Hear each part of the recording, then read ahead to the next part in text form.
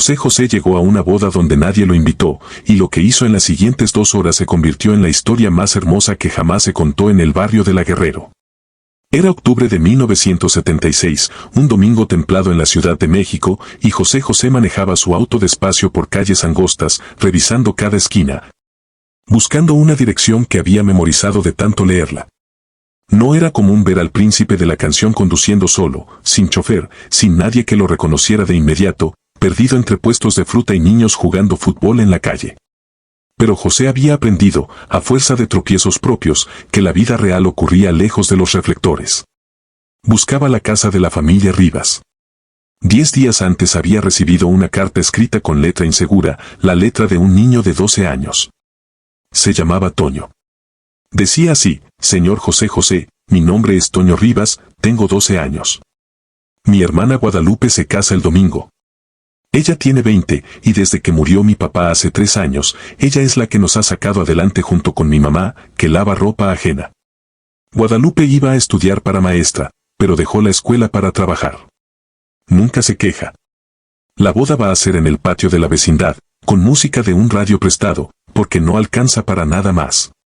Yo sé que usted no la conoce, pero cuando mi papá se puso muy malo, antes de morirse, pedía que le pusiéramos su disco, el de El Triste.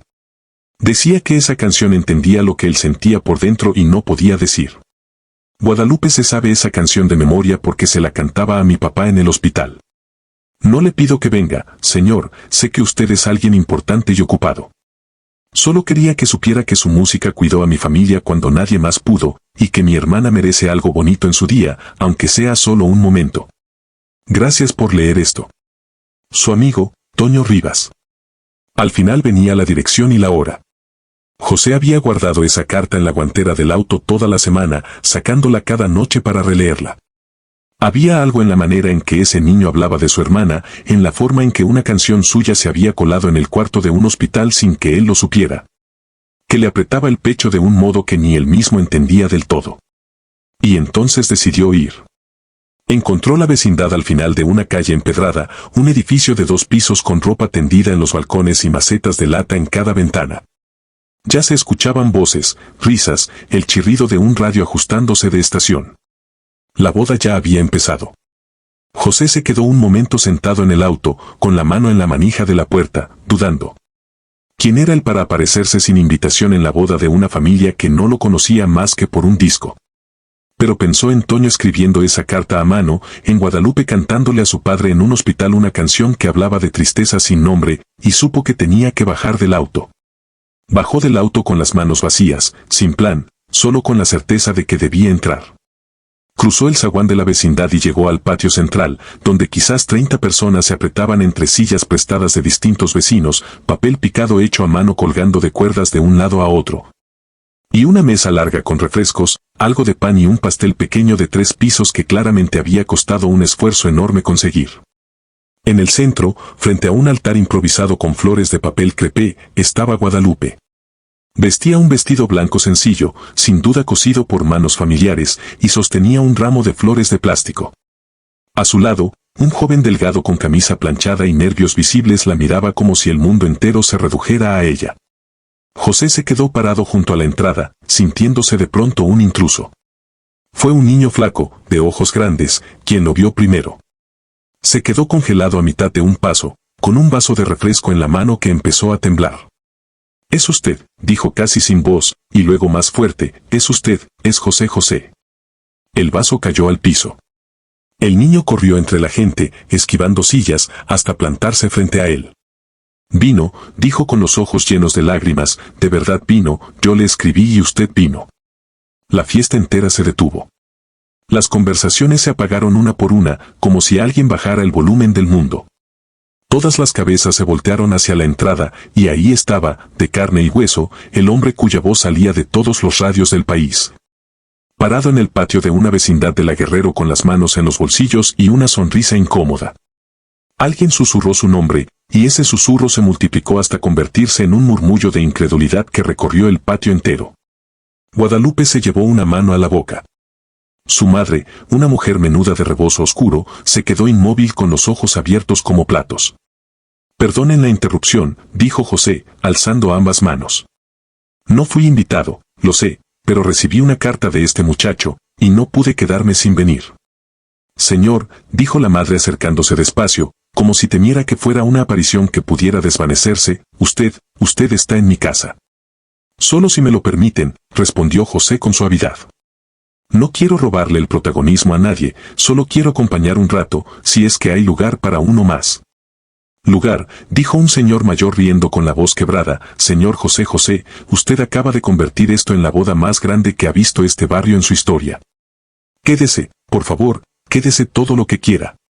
José sonrió, esa sonrisa que millones habían visto en carátulas de discos y portadas de revistas, pero que aquí, en ese patio angosto, se sentía distinta, más cercana, más humana. Se agachó frente al niño, que seguía aferrado a su brazo como si temiera soltarlo y que desapareciera. Tú eres Toño, dijo, no una pregunta sino una afirmación. El niño asintió, incapaz de hablar.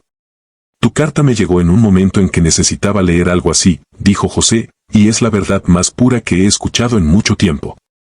Guadalupe seguía sin moverse, como si el suelo bajo sus pies pudiera abrirse. José caminó hacia ella despacio, notando el temblor en sus manos, el brillo húmedo en sus ojos. No la conozco, señorita, dijo él con calma, pero su hermano me contó algo de usted que no voy a olvidar. Me contó de un hospital, y de una canción, y de un papá que ya no está aquí para verla casada. Guadalupe rompió en llanto ahí mismo, frente a todos, y José no dudó en abrir los brazos. Ella se dejó abrazar por un extraño que en realidad no lo era del todo, porque su voz llevaba 3 años cuidando esa casa desde un radio. Cuando por fin se soltaron, José miró alrededor, el patio pequeño, las sillas desiguales, el radio viejo sobre una mesa esperando encargarse de la música del día. Pensó en todas las bodas a las que había asistido como invitado de honor, salones enormes, orquestas completas, y sintió que ninguna de esas se comparaba con la honestidad de este lugar. Aquí no había nada que fingir. ¿Tienen música para el baile?, preguntó, aunque ya sabía la respuesta al ver el radio con la antena doblada con un gancho de ropa. La señora Rivas bajó la mirada, apenada. Tenemos ese radio, dijo, y unos discos prestados, no es mucho, pero es lo que hay. José asintió despacio, pensando. Entonces permítame, dijo. Salió al auto y regresó con su guitarra, un instrumento gastado que llevaba en la cajuela desde hacía años, para esos momentos de inspiración que llegaban sin avisar. La sacó del estuche con cuidado, como quien saca algo sagrado. Alguien en el patio ahogó un grito. Nadie podía creer lo que estaba a punto de pasar. Hoy no vengo como José el cantante, dijo, sentándose en un banco de madera en el centro del patio. Vengo como un invitado más que quiere darle a Guadalupe algo que el dinero no compra. Afinó las cuerdas despacio, el silencio del patio tan denso que se podía escuchar el viento moviendo el papel picado. Toño se sentó en el suelo justo frente a él, con la boca entreabierta de asombro. Guadalupe se llevó las manos entrelazadas al pecho, su esposo a su lado sosteniéndola por la cintura. Esta es para tu papá, dijo José mirando a Guadalupe directamente, para donde sea que esté escuchando, y para ti, que le cantaste esto en un hospital cuando nadie más sabía qué decir. Y entonces, sin micrófono, sin banda, sin nada más que su voz y 6 cuerdas viejas, empezó a cantar el triste. La primera línea salió despacio, casi en un susurro, y fue creciendo, llenando cada rincón del patio, subiendo por las paredes descarapeladas. Colándose en las ventanas donde los vecinos que no habían sido invitados se asomaban ahora sin disimulo. Guadalupe cerró los ojos y las lágrimas corrieron libres. Su madre se cubrió la boca con el rebozo, temblando. Incluso los hombres mayores, esos que decían que ya no lloraban por nada, sacaron pañuelos sin vergüenza. José cantaba con los ojos cerrados también, como si en ese momento no estuviera en un patio de vecindad sino de vuelta en algún lugar de su propia memoria, algún dolor propio que esa canción siempre le devolvía intacto. Cuando terminó la última nota, nadie aplaudió de inmediato. Hubo un silencio largo, del tipo que solo ocurre cuando algo verdadero acaba de pasar, y luego el patio entero estalló, no solo en aplausos sino en abrazos, en gente llorando abiertamente. En Toño levantándose de un salto para aferrarse otra vez a la manga de José como si temiera que el momento se le escapara de las manos. Guadalupe se acercó despacio, se arrodilló frente a él y le tomó las manos. Gracias, dijo apenas, con la voz rota, gracias por venir, gracias por esto, no tengo palabras. José negó con la cabeza, sonriendo con los ojos húmedos también. No me las des a mí, dijo, dáselas a tu hermano, que tuvo el valor de escribir esa carta, y a tu papá, que te enseñó a amar así. Después de esa canción, algo cambió en el ambiente del patio. Ya no era la boda modesta que todos habían temido que fuera, con disculpas silenciosas por lo poco que había. Se había transformado, sin que nadie lo planeara, en una celebración que nadie en ese barrio olvidaría jamás. José se quitó el saco, lo colgó en el respaldo de una silla y se remangó la camisa. Bueno, dijo con una sonrisa traviesa, ahora que ya lloramos lo suficiente, hay que celebrar como se debe. Alguien puso el radio, encontró una estación con música bailable, y José fue el primero en sacar a bailar a la señora Rivas, la madre de la novia, que se resistió entre risas nerviosas antes de ceder. La hago sentir como una reina, dijo él mientras la guiaba con torpeza fingida, porque cualquier madre que sacó adelante a sus hijos sola merece un baile como este. La señora reía y lloraba al mismo tiempo, algo que parecía ser la emoción constante de esa tarde. Los vecinos que se habían asomado por las ventanas terminaron bajando, algunos con sillas propias, otros solo con curiosidad y ganas de ser parte de algo que sabían que sería contado por años. El patio, pensado para 30 personas, terminó recibiendo al doble, y en algún momento alguien trajo más comida, tamales de una vecina, aguas frescas de otra, cada quien aportando lo que tenía. Como si la generosidad de José hubiera destapado la de todo el barrio. Toño no se despegó de su lado en ningún momento, siguiéndolo como sombra, haciéndole preguntas sin parar sobre cómo era grabar un disco, cómo se sentía cantar frente a miles de personas. Si alguna vez había tenido miedo antes de salir a un escenario. José respondía a cada pregunta con paciencia, como si tuviera todo el tiempo del mundo, como si no existiera nada más urgente en su agenda que ese niño y sus preguntas. Todo el tiempo tengo miedo, le confesó en un momento, agachándose para estar a su altura. El miedo no se va nunca del todo, uno solo aprende a cantar con él adentro. Toño se quedó pensando esa frase con una seriedad que parecía demasiado grande para sus 12 años. En algún momento de la tarde, José se sentó un rato aparte con el esposo de Guadalupe, un joven llamado Ramiro que trabajaba de ayudante en un taller mecánico y que hasta ese momento apenas había logrado articular más de 2 palabras seguidas, abrumado por todo lo que estaba pasando. «Cuídala bien», le dijo José sin rodeos, mirándolo directo a los ojos. «No hace falta que le des lujos, ninguna mujer que ha cargado a su familia sola durante 3 años los necesita. Lo que necesita es que estés ahí, todos los días, en las buenas y en las que no lo son tanto». Ramiro asintió con solemnidad, como quien recibe una instrucción que piensa cumplir al pie de la letra por el resto de su vida. José le puso una mano en el hombro y añadió, con una sonrisa más ligera, y aprende a bailar, porque hoy la dejaste sola en la pista más de la cuenta. Ramiro se rió, la tensión rompiéndose por fin, y esa risa se sintió como el verdadero inicio de la fiesta.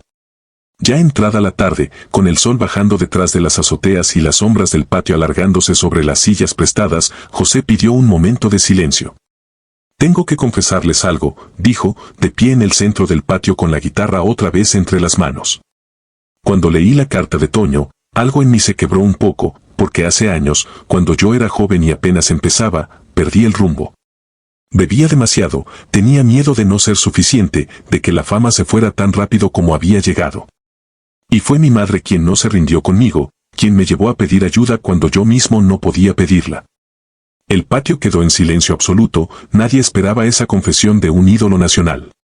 «Les cuento esto», continuó José, «porque en esta carta encontré algo que reconocí de inmediato, una familia que no se rinde, que sostiene a los suyos incluso cuando no tiene nada material que ofrecer. Eso es lo que me trajo hasta aquí, no la lástima, sino el reconocimiento». Guadalupe, que había estado sentada junto a su madre escuchando con atención, se levantó despacio y caminó hacia él. «Usted no tenía por qué contarnos eso», dijo con voz suave. «Quería que supieran que no vine aquí desde arriba, mirando hacia abajo», respondió José. «Vine porque me vi reflejado en su historia. La diferencia entre nosotros es solo la suerte, y la suerte no hace a nadie mejor persona que otra». La señora Rivas se acercó también, tomando las manos de José entre las suyas, ásperas de tantos años lavando ropa ajena. «Dios lo puso en nuestro camino hoy», dijo con los ojos llenos de lágrimas otra vez. «No sé si fue Dios o fue una carta bien escrita», respondió José con una sonrisa suave, «pero lo que sí sé es que este día se me va a quedar grabado igual que cualquier disco que haya hecho». La tarde siguió su curso con un tono distinto, más íntimo, como si esa confesión hubiera abierto una puerta que ya nadie quería cerrar.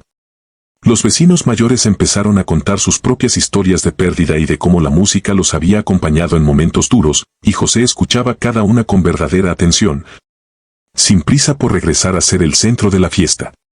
Una señora de edad avanzada, apoyada en un bastón, le contó que había perdido a su esposo el año anterior y que desde entonces solo encontraba consuelo escuchando sus discos por las noches, cuando la casa se quedaba demasiado silenciosa. José le tomó la mano con delicadeza y le dijo que esa era, en el fondo, la única razón por la que seguía cantando, para acompañar a la gente en los momentos en que nadie más podía hacerlo. Toño, sentado en el suelo junto a sus pies otra vez, escuchaba todo con los ojos muy abiertos, absorbiendo cada palabra como si supiera, de algún modo infantil pero certero, que estaba presenciando algo que después tendría que contar muchas veces. Cayó la noche sobre la Guerrero y alguien encendió unos focos de colores que colgaban de un extremo a otro del patio, prestados por la tienda de la esquina para la ocasión. La fiesta, que debía haber terminado antes del anochecer por falta de luz y de recursos, seguía viva, alimentada ahora por algo que ni el dinero ni la planeación podían comprar. José bailó con cada mujer que se lo pidió, desde una tía entrada en años que confesó haber sido su admiradora desde el primer disco, hasta la propia Guadalupe, a quien sacó a bailar una pieza lenta mientras Ramiro observaba sin celos, solo con gratitud. «Esta es tu boda», le dijo José a Guadalupe mientras giraban despacio en el centro del patio, «y quiero que la recuerdes no por lo que faltó, sino por lo que sobró, que fue amor, del bueno, del que no se compra en ninguna tienda». Guadalupe apoyó la cabeza un segundo en su hombro, incapaz de contener las lágrimas otra vez, y le agradeció en un susurro que él apenas alcanzó a escuchar. En algún momento de la noche, José se sentó con Toño en un rincón tranquilo del patio, lejos del bullicio, dos sillas de plástico desiguales bajo la luz de los focos de colores. Le preguntó qué quería ser de grande. El niño, tímido de pronto después de tanta valentía al escribir la carta, murmuró que quería ser periodista, para poder contar historias como esta, historias de gente normal que hace cosas extraordinarias. José lo miró con una seriedad genuina. «Eso es exactamente lo que este mundo necesita», le dijo, «gente que sepa ver lo extraordinario en lo cotidiano. Prométeme que vas a seguir escribiendo cartas, aunque sea a nadie en particular, porque las palabras que escribiste me hicieron mejor persona por un día, y eso no es cualquier cosa». Toño asintió con solemnidad y le preguntó, con la franqueza brutal que solo tienen los niños, si tenía miedo de que algún día la gente lo olvidara. José se quedó pensando la respuesta más tiempo del que Toño esperaba. «Todos nos vamos a olvidar algún día», dijo finalmente, «eso es parte de ser humano. Pero hay una diferencia entre que te olviden y que dejes algo sembrado. Si hoy, dentro de 40 años, alguien todavía recuerda esta boda, no porque yo haya venido, sino porque tu hermana bailó feliz en el peor momento económico de su vida, entonces habré dejado algo que vale más que cualquier disco de oro colgado en una pared». Esa noche, mientras la música seguía sonando y los niños del barrio correteaban entre las mesas, José se dio cuenta de que llevaba horas sin pensar en su propia carrera, en su próxima gira, en la presión constante de mantenerse en la cima. Por primera vez en mucho tiempo, sintió que estaba exactamente donde debía estar. Cerca de las 10 de la noche, cuando la fiesta empezaba a apagarse poco a poco y los niños más pequeños ya dormían en brazos de sus madres, José buscó un momento a solas con la señora Rivas. La encontró en la cocina improvisada, lavando algunos platos a pesar de las protestas de todos los que le decían que descansara. «Señora», le dijo con calma, «quiero dejarle algo antes de irme, y no quiero que me diga que no». Sacó un sobre del bolsillo interior de su saco, el mismo que había colgado horas antes en una silla y que ahora volvía a ponerse. «No es una fortuna», aclaró, poniéndolo en sus manos mojadas de jabón, «pero puede ayudar a que Guadalupe y Ramiro empiecen su vida juntos con un poco menos de presión, tal vez para el enganche de un cuarto propio. O para lo que haga falta». La señora Rivas abrió el sobre con manos temblorosas y se cubrió la boca al ver el contenido. «Señor, esto es demasiado», dijo, «no podemos aceptar». «No es caridad», respondió José con firmeza, «es un regalo de bodas, y rechazar un regalo de bodas trae mala suerte, eso lo sabe cualquiera». Además, agregó con una sonrisa, «esta familia me dio algo esta tarde que ningún dinero puede pagar, así que en realidad sigo debiéndoles». La señora lo abrazó entonces, llorando sin disimulo, repitiendo gracias una y otra vez como si las palabras no le alcanzaran para todo lo que sentía. «No soy ningún santo, señora», le dijo José suavemente mientras la abrazaba, solo soy un hombre que recibió una carta de un niño valiente y decidió no ignorarla. Eso es todo lo que hice. Antes de salir de la cocina, José notó algo más, una fotografía vieja pegada con cinta adhesiva en la pared, del padre de Guadalupe y Toño. Un hombre de bigote y mirada seria vestido con su mejor camisa para la ocasión que fuera. Se quedó mirándola un momento. ¿Ese es su papá?, preguntó, aunque ya lo sabía. La señora asintió, secándose las lágrimas con el dorso de la mano. Trabajaba en la construcción, dijo, se cayó de un andamio, no llegó ni al hospital. Todavía hoy siento que va a entrar por esa puerta pidiendo su café. José se quedó en silencio un momento, respetando ese dolor que no necesitaba palabras encima. Su hija se casó hoy, dijo finalmente, con la voz baja, y en algún lugar, estoy seguro, él la vio caminar hacia el altar. La señora Rivas no pudo responder, solo asintió con la garganta cerrada, y José entendió que era momento de dejar que ese instante fuera solo de ella. Cuando volvió al patio, encontró a Guadalupe sentada junto a Ramiro, ambos exhaustos y felices, viendo a los últimos invitados despedirse entre abrazos y promesas de contar esta noche por años. José se acercó una última vez antes de que empezara la despedida general, se agachó frente a la pareja y les dijo unas palabras que ninguno de los dos olvidaría jamás. Que el amor de verdad no necesitaba salones grandes ni banquetes caros para ser real, que lo que él había presenciado esa tarde valía más que cualquier boda de revista que hubiera visto en su vida como artista invitado. Llegó el momento de despedirse. La calle entera se había enterado ya de quién estaba en la vecindad, y para cuando José caminó hacia su auto, decenas de vecinos se habían asomado o salido directamente a la banqueta, algunos con cámaras improvisadas. Otros solo con ganas de verlo una última vez antes de que se fuera. José se tomó el tiempo de saludar a cada uno, de firmar algún papel, de posar para alguna foto con quien se lo pidiera, sin prisa, sin la impaciencia que a veces acompaña a la fama. A Guadalupe le dijo, sosteniendo sus manos entre las suyas, que iba a ser una esposa maravillosa porque ya había demostrado, cuidando a su familia sola durante 3 años, que tenía la fuerza para sostener lo que fuera.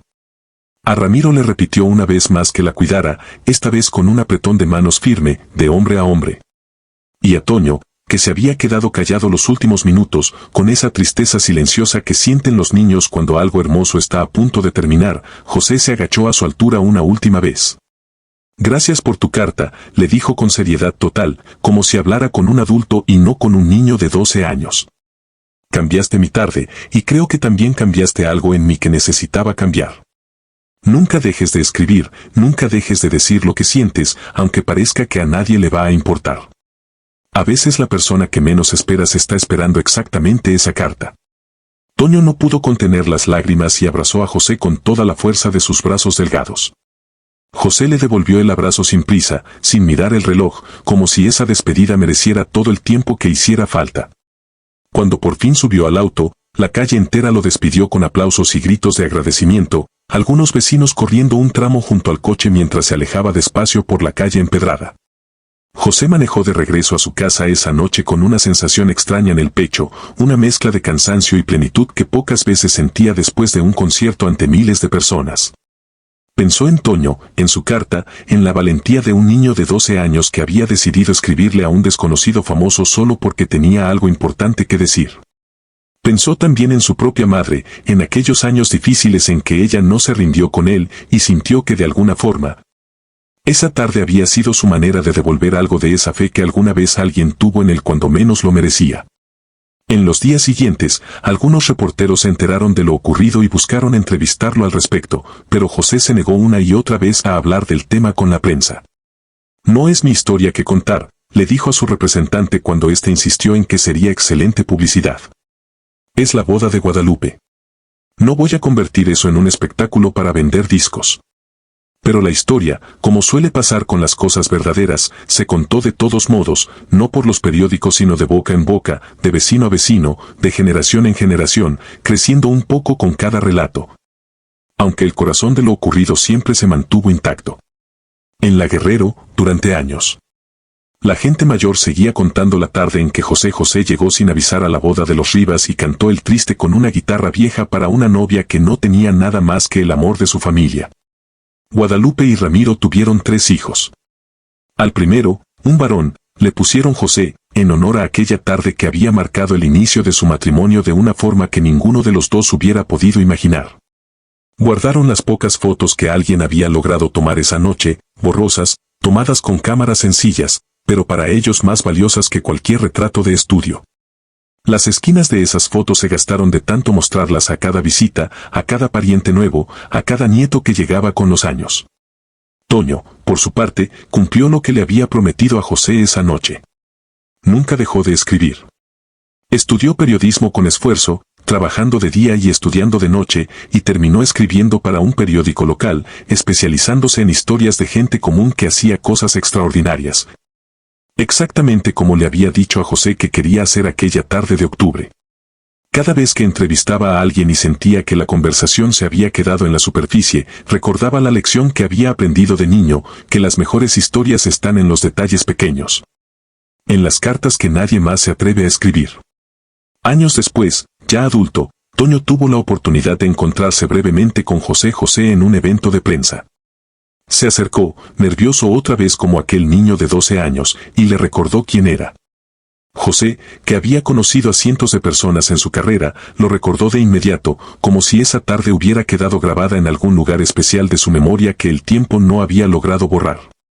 ¿Cómo está tu hermana?, le preguntó José con una sonrisa genuina, sin necesidad de que nadie le recordara los detalles.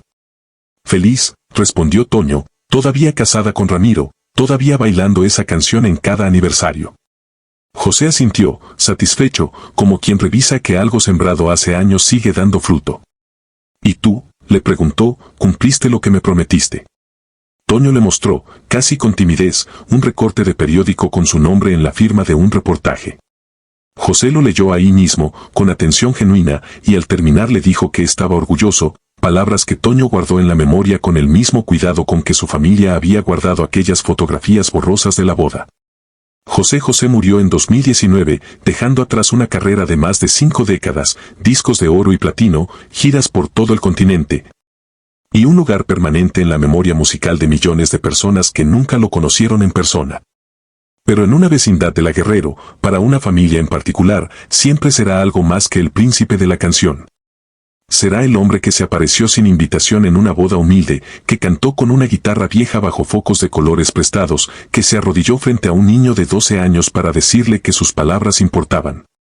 Toño, ya un hombre mayor, todavía cuenta esa historia a quien quiera escucharla, especialmente a jóvenes reporteros que empiezan su carrera, buscando enseñarles la misma lección que él aprendió aquella tarde de octubre. Les dice que las mejores historias del mundo no están en los titulares ni en las conferencias de prensa, están en las cartas escritas con letra insegura por gente que no tiene nada que ofrecer excepto la verdad de lo que siente. Guadalupe, ahora abuela, sigue guardando esas fotografías borrosas en un álbum que ha sobrevivido 3 mudanzas y toda una vida. Se las muestra a sus nietos cada vez que preguntan por qué su tío mayor se llama José, y siempre termina la historia de la misma manera, diciendo que ese día aprendió que la generosidad de verdad no busca cámaras ni aplausos. Que a veces llega en forma de un hombre famoso que decide, sin ninguna obligación de hacerlo, bajarse de su pedestal por una tarde para sentarse con la gente común. En un mundo que mide con demasiada frecuencia el valor de las personas por su fama, su dinero o su estatus. José demostró aquella tarde de 1976 algo mucho más sencillo y mucho más difícil de encontrar, que la verdadera grandeza no está en tener miles de personas gritando tu nombre en un estadio, sino en hacer que una sola familia, sin recursos, sin lujo, sin nada más que amor, se sienta vista, escuchada y valorada por una tarde. Él no tenía que ir a esa boda. Pudo haber mandado un regalo, una carta amable, cualquier gesto menor que hubiera sido más que suficiente para cualquier estándar razonable. En cambio decidió aparecer, estar presente, entregar su tiempo y su humanidad completa a personas que jamás podrían devolverle nada material. Y en ese acto simple, en esa decisión de subirse a un auto y manejar hasta una dirección escrita con letra de niño, creó algo que ninguno de sus discos, por más copias que vendiera, podría igualar jamás. Un recuerdo perfecto para una familia que tenía muy pocos, y una historia que, generación tras generación, sigue recordándole a quien la escucha que a veces la magia más grande del mundo no necesita escenario. Solo alguien dispuesto a aparecer.